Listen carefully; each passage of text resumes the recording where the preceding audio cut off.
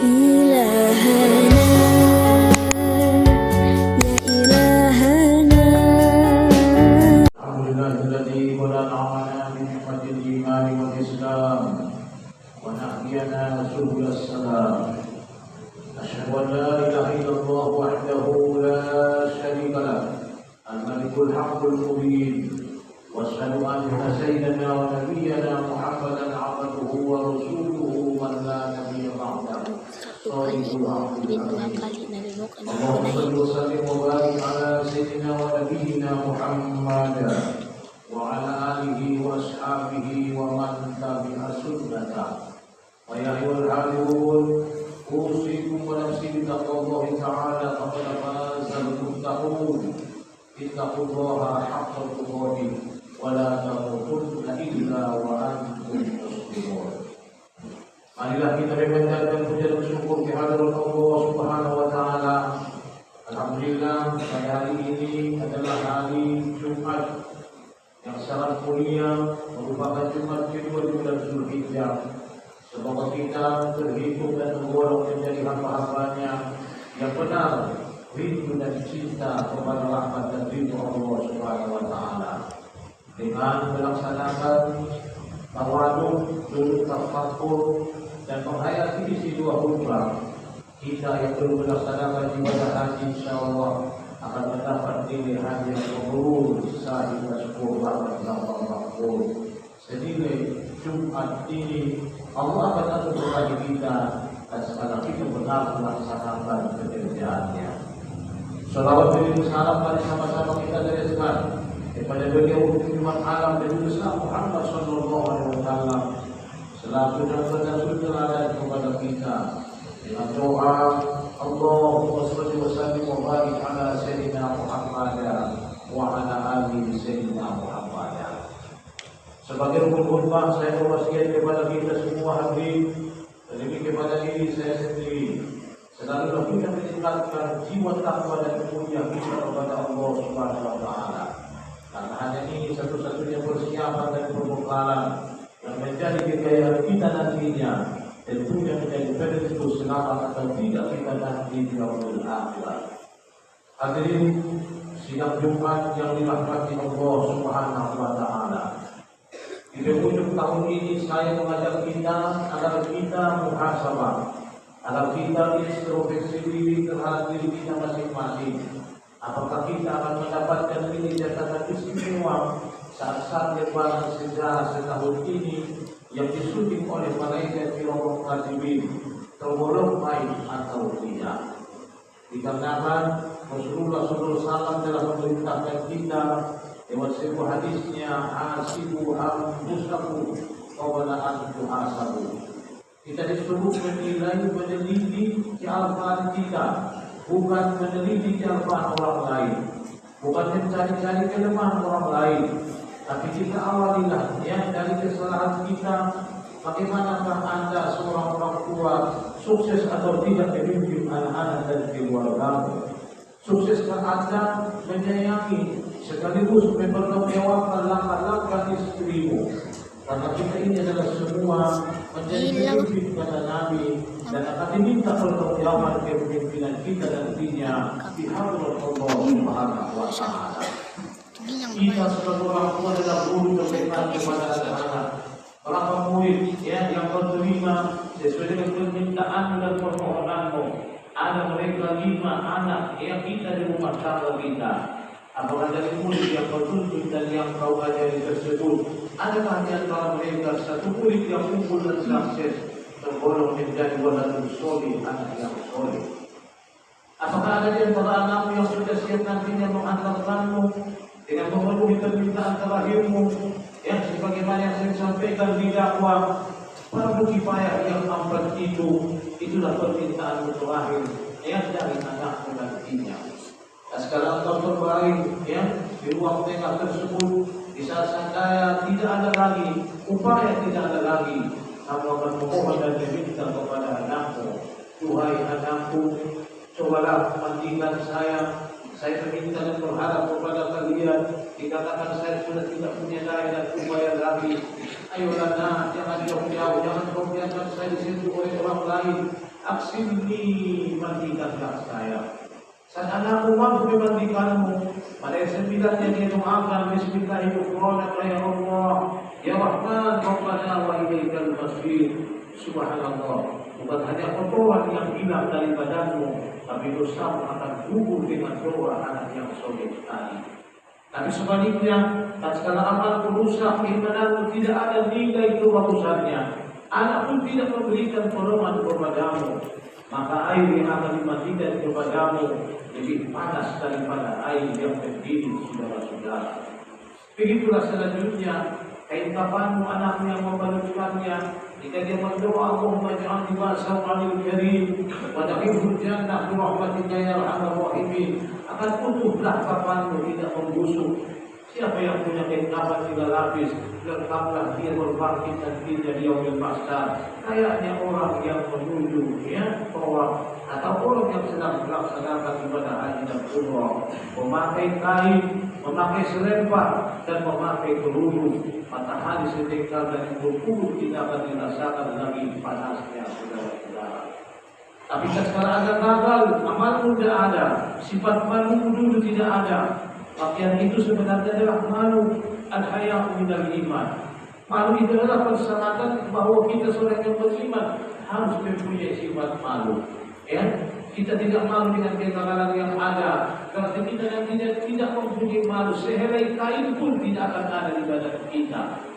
Apalagi ditambah dengan kesalahan-kesalahan yang ada. Orang yang selalu mengharap kepada orang lain, meminta-minta padahal dia adalah badannya kuat, tenaganya fit, maka dia nantinya akan menjadi orang terkurus, tidak mempunyai daging nantinya di yaumil akhirat. Suami-suami yang tidak tahu jawab memangkan pencarian istrinya tidak ridho, katakanlah nanti benjolan pada kamu, ya, sehingga tidak orang kenali lagi mana benjolan hidup dengan benjolan bisul kehinaan yang Allah campakkan nantinya pada muka orang-orang yang tidak bertanggung jawab memelihara keluarganya. Ya, hadirin, mari kita berpisah. Ya, mari kita hidup, mari kita mengira-ngira. Jangan hanya kita mengira yang uang dan kekayaan saja yang pandai, tapi lupa dengan kehidupan yang paling pasti dan paling penting, yaitu kehidupan di akhirat. Apakah bisa menjelaskanmu jika ada anak yang berdoa Allahumma firlahu warham, berjinak dan menetes air matanya, terjaminlah hancur dosa-dosa kita. Terakhir saat kau akan diletakkan pada liang lahat, kau takut. Kata suara burung itu yang menganga, suara burung itu keras seperti kayaknya petir yang menyambar. Ana baitul turab, ana baitul zulmah. Sayalah rumah yang gelap, sayalah rumah ulat-ulat itu. Dulu kau hebat, ya. Dulu kau sangat sombong, aku tidak ada rasa malumu dan hormatmu kepadaku. Pada sayalah tanah ini ibumu, sayalah asalmu. Sekarang kau datang ke pangkuanku, untuk rindu kepadamu. Izinkanlah saya peluk dulu kau pada liang lahat, tapi dengan keburukan yang begitu dahsyat dan luar biasa, sehingga bertemu yang pengorak dengan tubuh kaki kita, dia saat-saat tanah tadinya memeluk kita dengan penuh rasa kekecewaan. Aduh sakitku, sakit kali, cukuplah firmanmu, tahankan saja, saya ini terhidu kepadamu, kata si kubur tadi, saudara-saudara. Namun saat anakmu mampu mendoakanmu, kau akan diberikan, tentunya akan dihalang dengan 3 tegakan tanah. Dia menyerahkanmu kepada Tuhan Dewan Bahasa Doa, minha khalaqnakum, dari tanah inilah kau diciptakan. Kau akan sadar bahwa kau telah berada di dalam kubur. Rasa ketakutan itu akan menghilang. Oh ya, rupanya saya ini sudah meninggal. Kau tengok bajuku tidak ada lagi pipinya, tidak ada lagi kancingnya. Benar, saya telah berpulang kepada Allah. Hadirin, penyakit terberat kata Rasulullah, jika kita kena salah satu dari antara 3 penyakit ini, putuslah kita dan gagallah mengakhiri kehidupan pada akhir tahun ini di bulan Zulhijjah untuk menyandang gelar orang yang sukses dan bagus ibadahnya dan baik keimanannya kepada Allah. Apa 3 penyakit? Pertama, salah satu la yadkhulul jannah mudhinul khamr. Ada 3 golongan orang yang tidak akan pernah Allah masukkan ke surga. Pertama penyakitnya adalah mudhinul khamr, pemabuk. Selalu meminum, memakai yang memabukkan. Adakah di antara anak kita yang kena terpeleset menjadi seorang anak yang pelem, memakai lem jam kambing? Anda seorang guru dan pengawasnya yang bertanggung jawab nantinya akan diminta pertanggungjawaban. Coba lihat, pelihara anak-anak kita dengan sebagusnya. Doakan selalu pada tengah malam. Jangan kau hanya minta curhat kepada orang lain sementara kau lupa kepada Allah.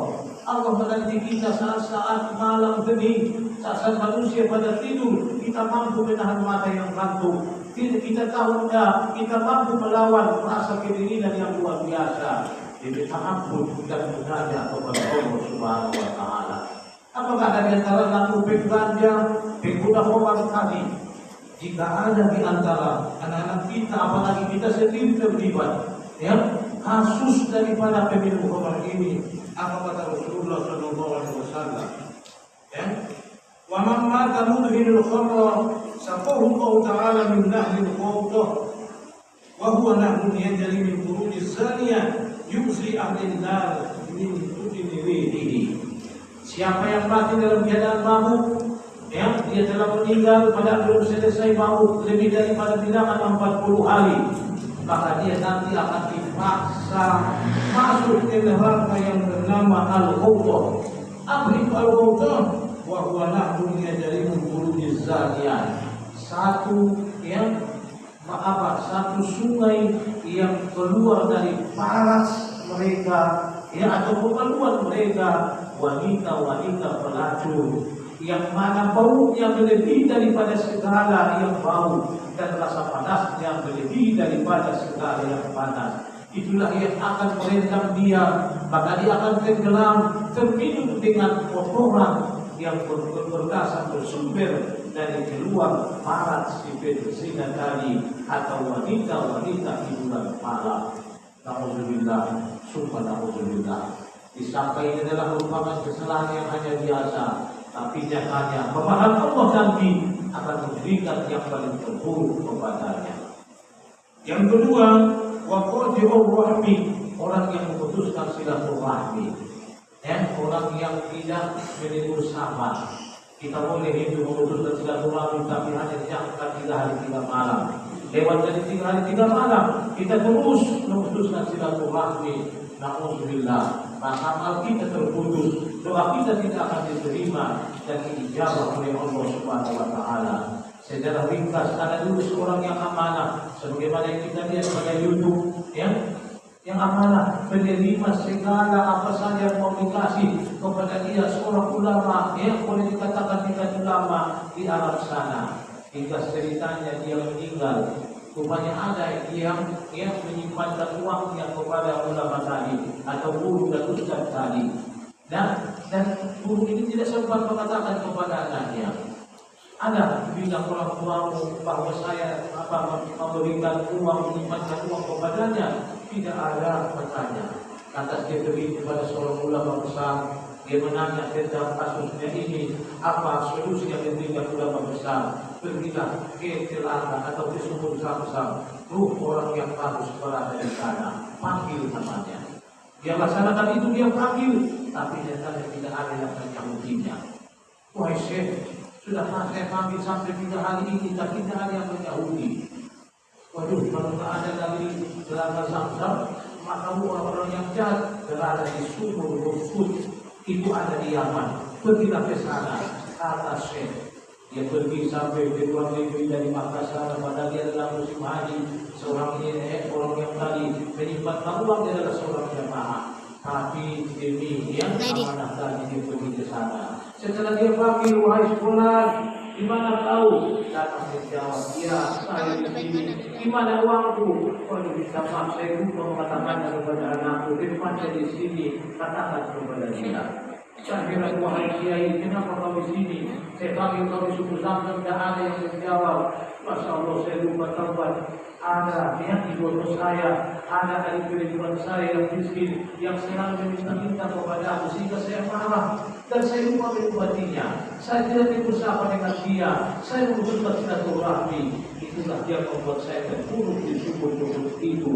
Ya, kata ulama tadi. Jadi tadi saling yang menjalang tangan.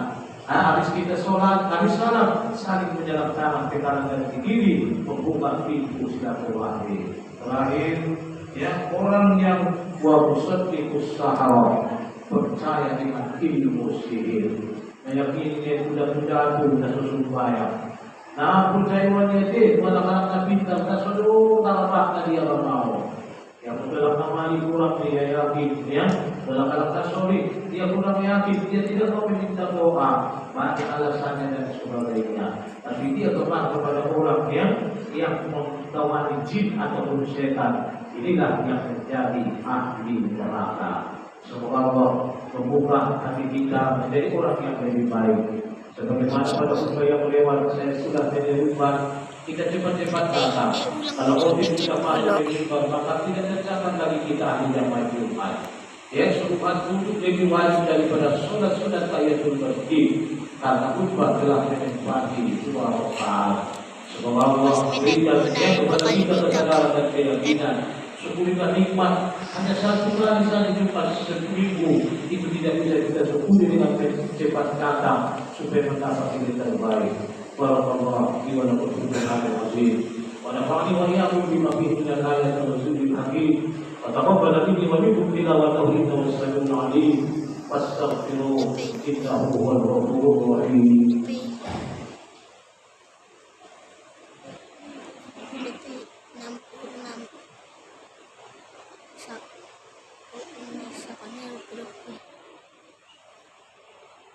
Alhamdulillah qad hadana li hadha wa ma kunna linahtadiya lawla an hadana Allah.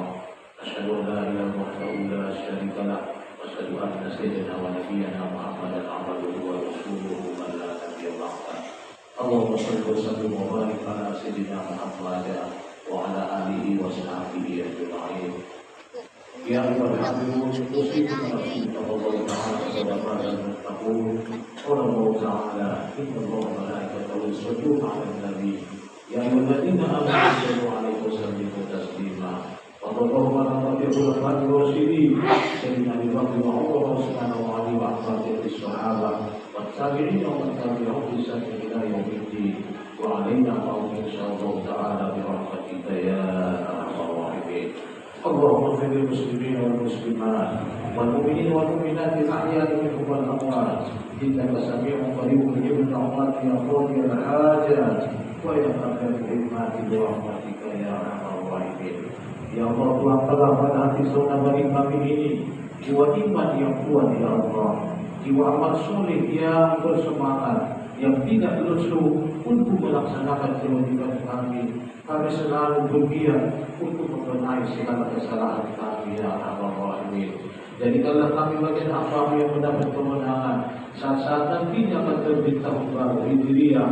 Jangan kau biarkan kami terlena hanya dengan impian-impian yang tidak jelas, sehingga kami menjadi hamba yang merugi, menjadi hamba yang tidak beruntung ya Arhamar Rahimin. Rabbana atina fid dunya hasanah wa fil akhirati hasanah wa qina adzabannar. Walhamdulillahi rabbil alamin. Wa dzikrullahi akbar.